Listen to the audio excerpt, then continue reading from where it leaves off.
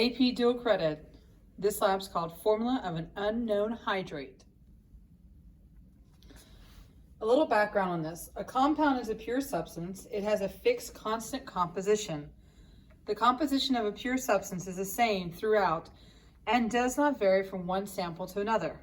According to the law of definite proportions, a compound always contains the same elements in the same proportions, regardless of the amount of sample, where it was found, or how it was prepared. A hydrate is a pure substance that contains water molecules embedded in its crystal structure. Heating a hydrate drives off the water molecules, and the solid that remains behind is called anhydrous, meaning without water. The chemical formula of a hydrate specifies the relative number of each kind of atom in a formula unit of the compound, as well as the number of water molecules bound to each formula unit.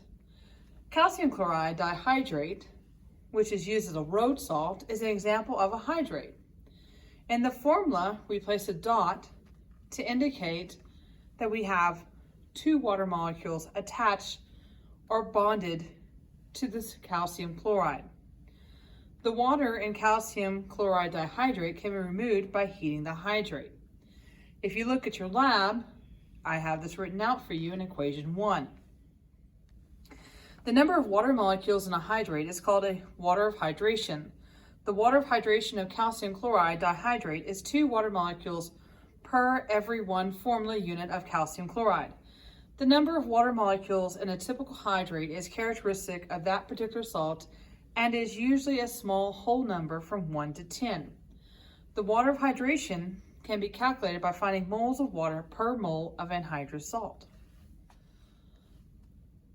Our objective in this lab is to determine the percent of water by weight contained in a hydrated salt and to establish the formula of a hydrated salt.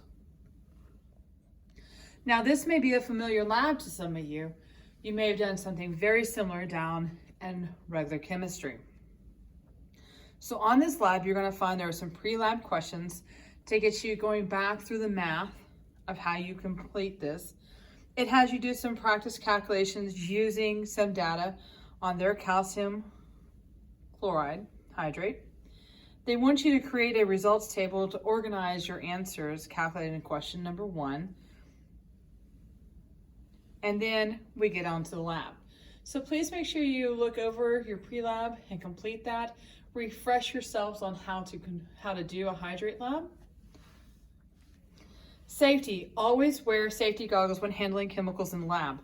Wash your hands thoroughly before leaving the lab. Follow the teacher's instructions for cleanup of materials and disposal of chemicals.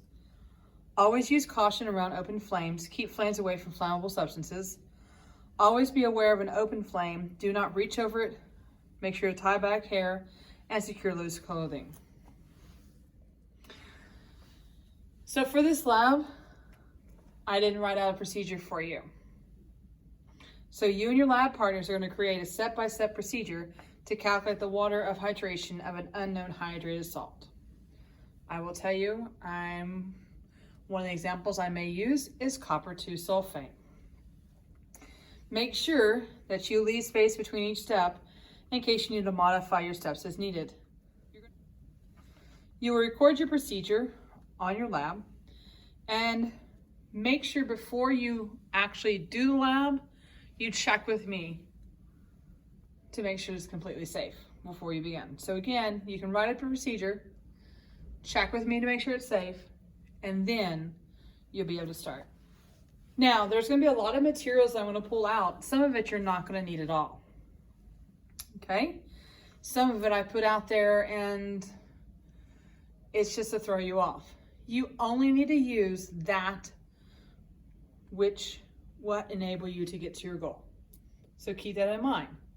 Just use what you need to accomplish your goal for determining the hydration salt. Make sure you take data. Think through what data you need to take before you begin and be ready with your data. You will have calculations to complete, so calculate the percent of water in the hydrate.